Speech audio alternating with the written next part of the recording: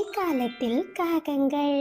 ஒரு சமயம் நாம்பூர் காட்டுல வழக்கம் போல மழைக்காலம் ஆரம்பிச்சிடுச்சு. காட்டுல தொடர்ந்து பல நாட்களா மழை பெஞ்சுக்கிட்டே இருந்துச்சு. எல்லா பறவைகளும் அவங்களோட கூட்டுக்குள்ள மழைய ரசிச்சபடியே ரொம்ப பத்திரமா இருந்தாங்க. ஆனா காகங்களோட வீடு முழுவதும் மழை தண்ணீராலேயே நிரம்பிடுச்சு. வீட்டுல எங்க பார்த்தாலும் தண்ணீர் சொட்டிக்கிட்டே இருந்துச்சு. ஐயோ ஐயோ ஐயோ, நான் பார்த்து பார்த்து வாங்கி வச்ச பொருள் எல்லாம் இப்படி தண்ணியில வீணா போய்கிட்டு இருக்கே. நாம இங்கேயே உட்கார்ந்து இருந்தோம்னா தண்ணியில மூழ்க வேண்டியதுதான். வா, சீக்கிரம் வீட்ல இருந்து வெளியே போயிடலாம் அப்படின்னு பேசிக்கிட்டே பயந்து போன ரெண்டு காகங்களும் தங்களோட வீட்டுல இருந்து வெளியே வந்தாங்க. காகங்களோட வீடும் தண்ணீர்ல பாதி அளவு மூழ்கிற நிலைமைக்கு வந்துடுச்சு. ராணி, நாம என் நண்பன் பப்ளுவோட வீட்டுக்கு போவோமா? பப்ளுவோட வீடா? அந்த காகமே ஒரு மரப்பொந்துல தங்கி இருக்கு.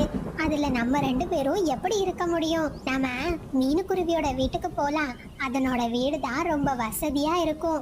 நீ சரியாதான் சொல்ற ராணி.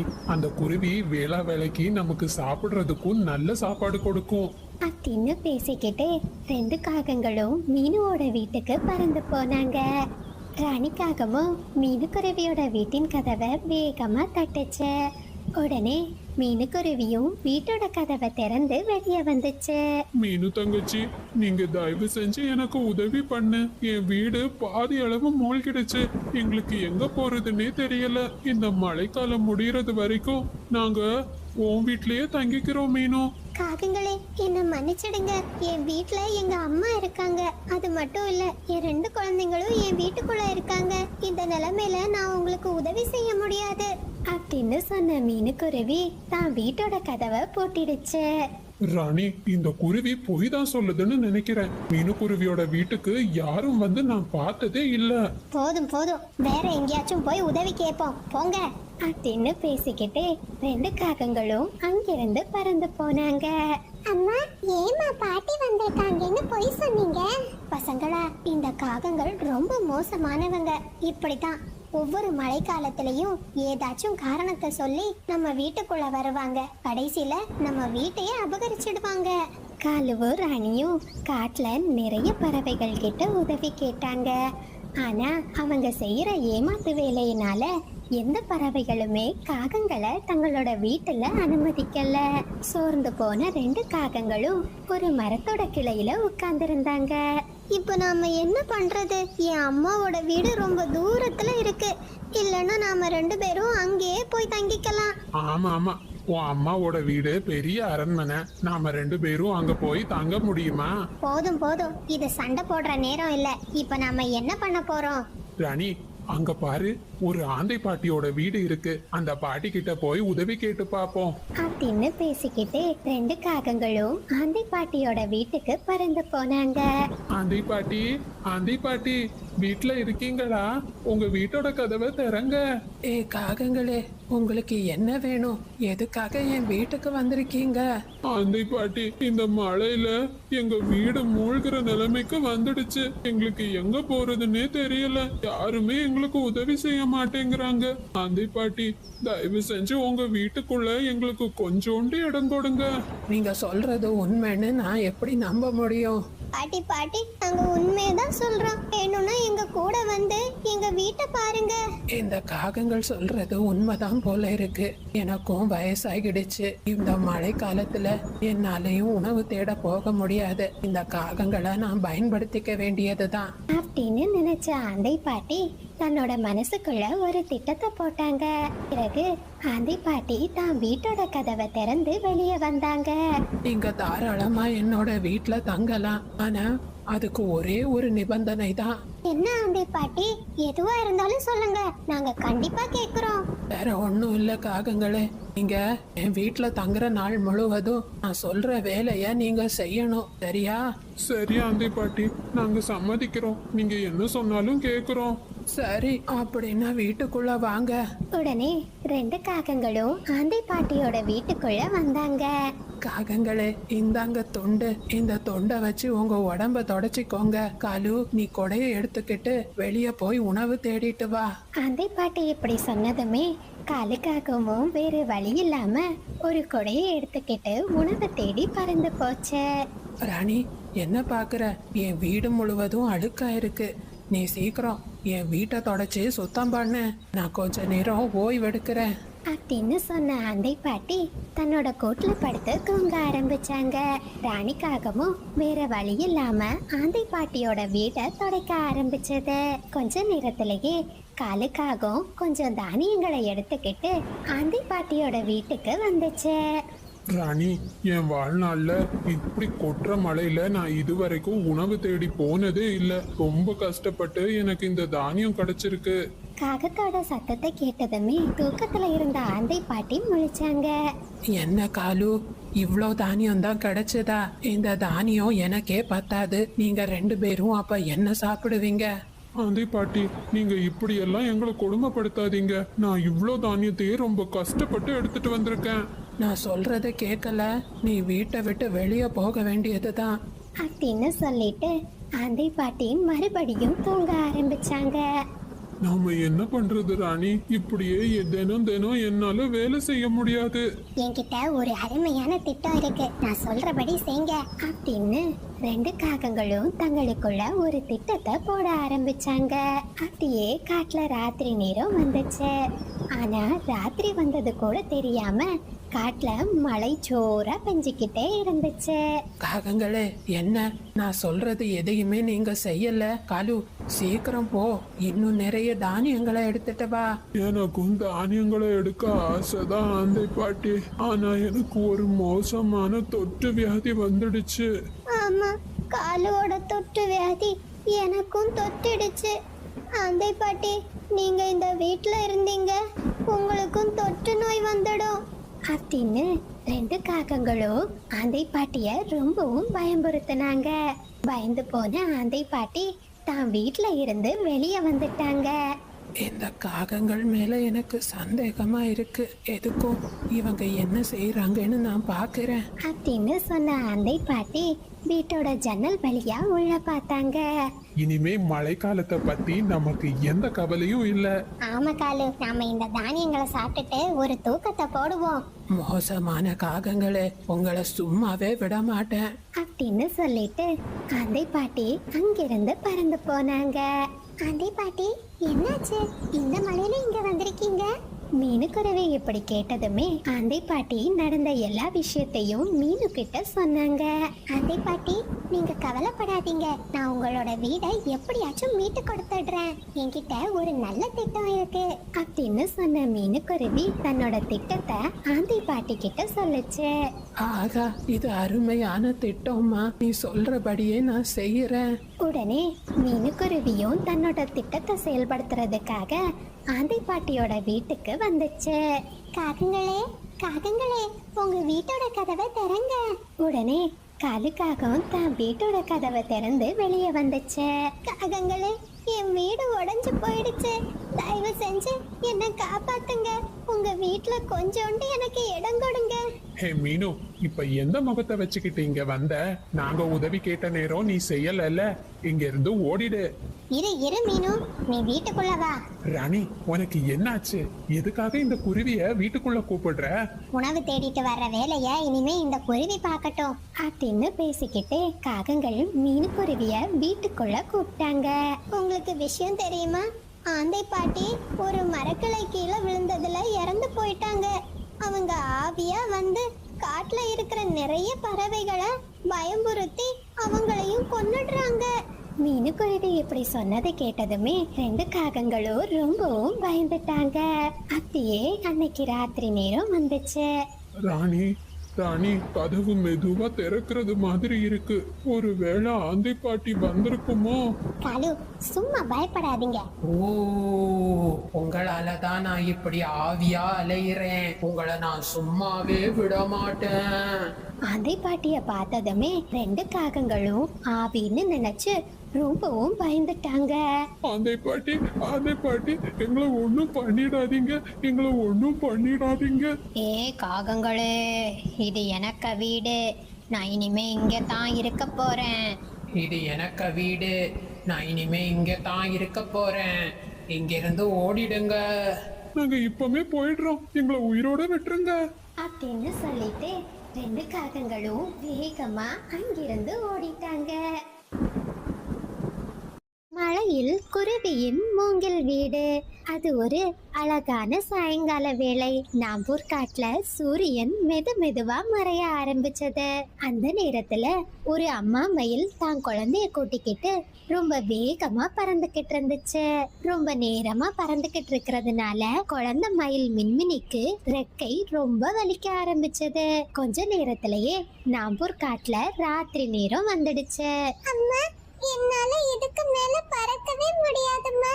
என் ரெக்கை எல்லாம் ரொம்ப வலிக்குது. அம்மா அம்மா, நாம இன்னைக்கு இந்த காட்டுலயே தங்கிக்கலாமா? நாளைக்கு நம்ம காட்டுக்கு போலாம். சரி மின்மினி, நம்ம காட்டுக்கு இன்னும் ரொம்ப தூரம் போகணும். இந்த ராத்திரி நேரத்துல நாம பறக்கிறது அவ்வளவு நல்லதில்ல. நீ இங்கேயே இருந்துக்கோ. நம்ம பாதுகாப்பா இருக்கிறதுக்கு ஏதாச்சும் இடம் கிடைக்குமான்னு அம்மா பார்த்துட்டு வரேன். சரிம்மா. அம்மா, போயிட்டு சீக்கிரம் வந்துடுங்க. பயப்படாத செல்லம், அம்மா சீக்கிரம் திரும்பி வந்துடுவேன் அப்படின்னு சொல்லிட்டு அம்மா மயில் பாதுகாப்பான இடத்தை தேடி பறக்க ஆரம்பிச்சது. கொஞ்ச தூரத்திலேயே ஒரு மரத்தோட பொந்து மயிலோட கண்ணுக்கு தென்பட்டுச்சு. ரொம்ப சந்தோஷமான அம்மா மயில் அந்த மரத்தோட பொந்துல தங்கலான்னு முடிவு பண்ணி பொந்துக்குள்ள எட்டி பார்த்தாங்க. ஆனா அந்த பொந்துக்குள்ள ஒரு மோசமான பாம்பு தூங்கிக்கிட்டு இருந்துச்சு. இத பார்த்த அம்மா மயில் ரொம்பவும் பயந்துட்டாங்க.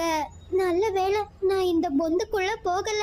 அந்த பாம்போட கண்ணுல நான் பட்டேன். அந்த பாம்பு நிச்சயமா என்ன கடிச்சு கொன்னுடும். வேற ஏதாச்சும் இடத்த பாக்குறது தான் நல்லது அப்படின்னு சொல்லிட்டு அம்மா மயில் மறுபடியும் கொஞ்ச தூரம் பறக்க ஆரம்பிச்சாங்க. அந்த சமயத்துல காலுவும் ராணியும் தான் வீட்டு முன்னாடி உட்கார்ந்து பேசிக்கிட்டு இருந்தாங்க. இத பார்த்ததும் அம்மா மயில் காகங்களை நோக்கி பறக்க ஆரம்பிச்சாங்க. அட, நம்ம காட்டுக்கு மயில் வந்திருக்கா? நம்பவே முடியல. ஹே மயிலே, நீ எதுக்கு எங்க காட்டுக்கு வந்திருக்க? காகங்களே, நான் என் அம்மாவோட காட்டுல இருந்து என் காட்டுக்கு போய்கிட்டு இருந்தேன். ஆனா போற வழியில ரொம்ப இருட்டிடுச்சு. இந்த ராத்திரி மட்டும் நான் உங்க வீட்டுல தங்கிக்கலாமா? அட அட, அதெல்லாம் முடியாது. முன்ன பின்ன தெரியாத பறவைகளை எல்லாம் நாங்க எங்க வீட்டுல தங்க வைக்க மாட்டோம். நீ காலையில விடிஞ்சதுமே எங்க வீட்டுல இருந்து ஏதாச்சும் திருடிட்டு போயிட்டேன்னா நாங்க என்ன பண்றது? காகங்களே, அப்படி சொல்லாதீங்க. நான் ரொம்ப நேர்மையான பறவை. நான் உங்க வீட்டுல இருந்து எதையும் திருட மாட்டேன். முடியாது முடியாது, இங்க இருந்து போ. உன்ன மாதிரிப்பட்ட பறவைகளை எல்லாம் நாங்க நம்ப மாட்டோம். காகங்கள் இப்படி சொன்னதுமே ரொம்ப வருத்தமான மயில் அங்கிருந்து பறந்து போயிடுச்சு. இந்த மாதிரிப்பட்ட பறவைகள் முதல்ல வீட்டுல தங்கலான்னு இடத்தை கேட்பாங்க. அதுக்கப்புறமா எனக்கு சாப்பிடுறதுக்கு அதை கொடு இதை கொடுன்னு கேட்பாங்க. அம்மா, என்ன ஆச்சும்மா? நாம தங்குறதுக்கு இடத்த பாத்துட்டீங்களா? இல்லடா செல்லம், இந்த காட்டுல இருக்கிற பறவைகள் ரொம்ப மோசமா இருக்காங்க. ரொம்ப மோசமா பேசுறாங்க. நாம இந்த மரக்கிளையிலேயே இந்த ராத்திரி தங்கிப்போம். காலையில சூரியன் வந்ததுமே மறுபடியும் நம்ம காட்டுக்கு போயிடலாம். சரிம்மா, நான் அப்ப இங்கே தூங்குறேன் அப்படின்னு சொல்லிட்டு மின்மினி தான் அம்மாவோட ரெக்கையில அணைச்சபடியே தூங்க ஆரம்பிச்சா. கடவுளே, இன்னைக்கு ராத்திரி மழை மட்டும் வந்துடக்கூடாது. மழை வந்துச்சுன்னா நாங்க ரொம்ப கஷ்டப்படுவோம். ஆனா அம்மா மயில் பயந்தது மாதிரியே அன்னைக்கு ராத்திரி நாம்பூர் காட்டுல மழை பெய்ய ஆரம்பிச்சிடுச்சு. அப்பாவி ரெண்டு மயில்களும் அந்த மழையில நனைஞ்சபடியே உட்கார்ந்து இருந்தாங்க. மழைய பாக்குறதுன்னா மீனுக்குருவியோட பொண்ணு சாராவுக்கு ரொம்ப பிடிக்கும். அவ ஜன்னல் பக்கத்துல உட்கார்ந்து மழையோட அழக ரசிச்சுக்கிட்டு இருந்தா. அந்த நேரத்துல தூரத்துல மரக்கிளையில ரெண்டு மயில்கள் நனைஞ்சபடியே உட்கார்ந்து இருக்கிறத குழந்தை சாரா பார்த்தா. அம்மா அம்மா, நம்ம காட்டுக்கு மயில் வந்திருக்குமா?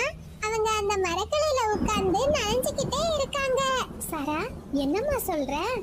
ஆமாம்மா, ஒரு அம்மா மயிலும் ஒரு குழந்தை மயிலும் இருக்காங்கம்மா. மயில்கள் எல்லாம் பக்கத்து காட்டுல தான் வாழ்றாங்க. ஒருவேளை நம்ம காட்டுக்கு வந்த அவங்க இந்த மலையில மாட்டி இருக்கலாம். நான் எதுக்கும் அவங்க கிட்ட போய் விசாரிச்சுட்டு வரேன். அம்மா அம்மா, நானும் வரேம்மா. வேண்டாமா சாரா, வெளியே நல்லா மழை பெய்யுது. அம்மா மட்டும் போயிட்டு வரேன் அப்படின்னு சொன்ன மீனுக்குருவி ஒரு கொடையை எடுத்துக்கிட்டு மயிலை நோக்கி பறந்து போச்சு. மயிலக்கா, மழையும் இடியும் ரொம்ப அதிகமா இருக்கு. இந்த மழையில உங்க சின்ன குழந்தைய வச்சுக்கிட்டு எதுக்காக இப்படி நனைஞ்சுக்கிட்டு இருக்கீங்க? குருவி, என்னோட காடு ரொம்ப தூரத்துல இருக்கு. எனக்கு வேற வழி தெரியல. நான் தங்குறதுக்கு ஏதேதோ இடத்த பார்த்தேன். ஆனா எனக்கு எந்த இடமும் கிடைக்கல. மயிலக்கா, நீங்க கவலைப்படாதீங்க. என் வீட்டுக்கு வாங்க. இந்த மழை நிக்கிறது வரைக்கும் நீங்க தாராளமா என் வீட்டுல தங்கிக்கோங்க. ரொம்ப ரொம்ப நன்றி குருவி. நான் இப்பவே உன் கூட வரேன். உடனே மீனுக்குருவியும் மயில கூட்டிக்கிட்டு தன்னோட வீட்டுக்கு பறந்து போச்சு. குருவி, இந்த காட்டுல ஒன்ன மாதிரி நல்லவங்களும் இருக்காங்கன்னு எனக்கு இப்பதான் தெரிஞ்சது. நான் ஒரு காகங்கள் கிட்ட ராத்திரி மட்டும் தங்கிக்கலாமான்னு கேட்டேன். ஆனா அவங்க என்ன ரொம்ப மோசமா பேசிட்டாங்க. மயிலக்கா, அவங்க எப்போதுமே அப்படிதான். அவங்க யாருக்குமே எந்த உதவியும் செய்ய மாட்டாங்க. எல்லாரையும் ஏளனமா தான் பேசுவாங்க. இந்த மாதிரி மீனுக்குருவியும் மயிலும் பேசிக்கிட்டு இருந்த நேரம் 2 சின்ன குழந்தைங்களும் தங்களை ஒருத்தருக்கொருத்தர் அறிமுகப்படுத்திக்கிட்டாங்க. என் பேரு சாரா. உங்க பேர் என்ன? நான் தான் எங்க அம்மா கிட்ட நீங்க மரக்கிளையில இருக்கிற விஷயத்த சொன்னேன். அப்படியா? ரொம்ப நன்றி. என் பேரு மின்மினி. என்ன மின்மினியா? உங்க பேரு ரொம்ப அழகா இருக்கு. மயிலக்கா, நீங்க ரொம்ப பசியா இருப்பீங்க. என் வீட்ல ஒரே ஒரு மாம்பழம் தான் இருக்கு, அதை சாப்பிடுங்க அப்படின்னு சொன்ன மீனுக்குருவி தான் கிட்ட இருந்த மாம்பழத்தை மயிலுக்கு கொடுத்துச்சு. இந்த மாதிரியே நாம்பூர் காட்டுல இரவு நேரம் முடிஞ்சது. மறுநாள் காலையிலயும் விடிஞ்சது. ஆனா காட்டுல மழை நிக்கவே இல்ல. மழையோட சேர்த்து புயலும் அடிக்க ஆரம்பிச்சிடுச்சு. மழையோட வேகம் மேலும் மேலும் அதிகரிச்சுக்கிட்டே இருந்துச்சு. ரொம்ப பலமா காற்று வீசினதுனால அந்த காற்றுக்கு ஈடு செய்ய முடியாம மீனுக்குருவியோட வீடு ஆட ஆரம்பிச்சது. ஐயோ மயிலக்கா, என்ன இது? வீடு ரொம்ப ஆடுது. என் வீடு கீழே விழுந்துடும்னு நினைக்கிறேன். வாங்க வாங்க, சீக்கிரம் வெளியே போயிடலாம். மீனுக்குருவியும் மயிலும் வெளியே வந்த கொஞ்ச நேரத்திலேயே குருவியோட வீடு அப்படியே காட்டுல பறந்து போயிடுச்சு. இத பார்த்த மீனுக்குருவி ரொம்ப வருத்தத்துல அழுதுச்சு. என்ன வெளிய பெரிய சத்தமா இருக்கு? ஏதோ ஒரு குருவியோட வீடு உடைஞ்சிருக்கும்னு நினைக்கிறேன். ஆமா ராணி, எனக்கும் அப்படிதான் தோணுது. வா, நம்ம வெளியே போய் பார்த்துட்டு வரலாம் அப்படின்னு பேசிக்கிட்டே 2 காகங்களும் ஒரு கொடையை எடுத்துக்கிட்டு தான் வீட்டோட வெளியே வந்து பார்த்தாங்க. மீனுக்குருவியோட வீடு காட்டுல அடிச்சிட்டு போறத பார்த்த 2 காகங்களும் ரொம்ப சிரிச்சாங்க. ஹே மீனு, உனக்கு நல்லா தேவைதான். யார் வந்தாலும் வீட்டுல அடைக்கலம் கொடுப்பல. பாத்தியா, இப்போ உன் வீடு காத்துல பறந்து போயிடுச்சு. ஆமா, சரியா சொன்னீங்க காலு. இந்த மீனுக்குருவிக்கு ரொம்ப நல்லவேன்னு நினைப்பு. எப்போதும் எல்லாருக்கும் உதவி செய்யறது. பாத்தியா, இப்போ உன்னோட உதவி உனக்கே வினையா முடிஞ்சிடுச்சு. அட கடவுளே, இப்ப நான் என்ன செய்யறது? எனக்குன்னு இருந்த ஒரே ஒரு வீடும் போயிடுச்சு. குருவி, நீ கவலைப்படாத. அந்த மரக்கிளை ரொம்ப பாதுகாப்பானது. இந்த மழை நிக்கிறது வரைக்கும் நாம அந்த மரக்கிளையிலேயே உட்கார்ந்துருப்போம் அப்படின்னு பேசிக்கிட்டு மீனுக்குருவியும் மயிலும் அவங்க குழந்தைய கூட்டிக்கிட்டு மரக்கிளைய நோக்கி பறந்து போனாங்க. இத பார்த்து 2 காகங்களும் ரொம்ப சிரிச்சாங்க. கொஞ்ச நேரத்திலேயே காலுவும் ராணியும் மறுபடியும் தங்களோட வீட்டுக்குள்ள போய் உட்கார்ந்தாங்க. ஆனா மறுபடியும் காற்று பலமா வீச ஆரம்பிச்சது. திடீர்னு வந்த ஒரு மரக்கிளை காகங்களோட வீட்டின் கூரையில பலமா மோதிச்சு. இதனால வீட்டோட மேற்கூரையில விரிசல் விழ ஆரம்பிச்சது. மழை தண்ணி மெது மெதுவா காகங்களோட வீட்டுக்குள்ள விழுந்துச்சு. 2 காகங்களும் வேற வழி இல்லாம வீட்டுக்குள்ள உட்கார்ந்தபடியே மழையில நனைஞ்சுக்கிட்டே இருந்தாங்க. கொஞ்ச நேரத்திலேயே காட்டுல ஒரு வழியா புயலும் மழையும் ஓஞ்சது. நாம்பூர் காடு மறுபடியும் பழைய நிலைமைக்கு வந்துச்சு. மயிலம்மா ரொம்ப தூரம் பறந்து போய் மீனுக்குருவிக்காக நிறைய மூங்கில் கட்டைகளை எடுத்துட்டு வந்தாங்க. மயிலும் தான் எடுத்துட்டு வந்த மூங்கில் கட்டைகள்ல மீனுக்குருவிக்கு ஒரு அழகான பலமான வீட்டை கட்டி கொடுத்தாங்க. குருவி, நீ எதை நினைச்சும் பயப்படாத. இந்த மூங்கில் வீடு எந்த காற்றுக்கும் மழைக்கும் உறுதியா இருக்கும். உனக்கு இனிமே எந்த பிரச்சனையும் இருக்காது. மயிலக்கா, உங்களுக்கு ரொம்ப நன்றி. நீங்க எனக்கு ஒரு பெரிய உதவி செய்திருக்கீங்க. இல்ல குருவி, நீ எனக்கு செய்ததுதான் பெரிய உதவி. நான் எப்போ இந்த காட்டுக்கு வந்தாலும் உன் வீட்டுக்கு வந்துட்டு தான் போவேன், சரியா அப்படின்னு பேசிக்கிட்டே மயில் தான் குழந்தைய கூட்டிக்கிட்டு மறுபடியும் தன்னோட காட்டுக்கு பறக்க ஆரம்பிச்சது. மீனுக்குருவியும் சாராவும் அந்த மூங்கில் வீட்ல ரொம்ப சந்தோஷமா வாழ ஆரம்பிச்சாங்க. குழந்தைகளே, இந்த கதையில இருந்து நாம என்ன கத்துக்கலாம்னா, நாம மற்றவங்களுக்கு செய்யற உதவி நிச்சயமா ஒரு நாள் நமக்கே பெரிய உதவியா வந்து கிடைக்கும். நண்பர்களே, இது சப்ஸ்கிரைபர் விருப்பத்திற்கான நேரம். சிவானி மகேந்திரன் 2 குட்டீஸ்க்கும் ஒரு பெரிய ஹாய். ஹிர்திக் மகிழினி 2 குட்டீஸ்க்கும் ஒரு பெரிய ஹாய். லஷானி சஹிதா 2 குட்டீஸ்க்கும் ஒரு பெரிய ஹாய். லக்ஷரா அக்ஷரா 2 குட்டீஸ்க்கும் ஒரு பெரிய ஹாய். ரம்யா கிறிஸ்டியானா 2 குட்டீஸ்க்கும் ஒரு பெரிய ஹாய். ரமா மோகன் 2 குட்டீஸ்க்கும் ஒரு பெரிய ஹாய். ஹஸ்னா, நீங்க நல்லா படிச்சு சமத்து பாப்பாவா வளர மீனுக்குருவியோட வாழ்த்துக்கள். யாசின் எசீரா 2 குட்டீஸ்க்கும் ஒரு பெரிய ஹாய். ஆதித்யா ஜசி ராஜேஷ் கண்ணா எல்லா குட்டீஸ்க்கும் ஒரு பெரிய ஹாய். பிரசாந்த் பிரீத்தி சித்தார்த் எல்லா குட்டீஸ்க்கும் ஒரு பெரிய ஹாய். ஸ்வேதா ஸ்ரீ நிக்கிலன் 2 குட்டீஸ்க்கும் ஒரு பெரிய ஹாய். ஜெஃப்ரினா, உங்களுக்கு இனிய பிறந்த நாள் நல்வாழ்த்துக்கள். நீங்கள் அனைவரும் அளித்து வரும் அன்புக்கும் ஆதரவுக்கும் மிக்க நன்றி.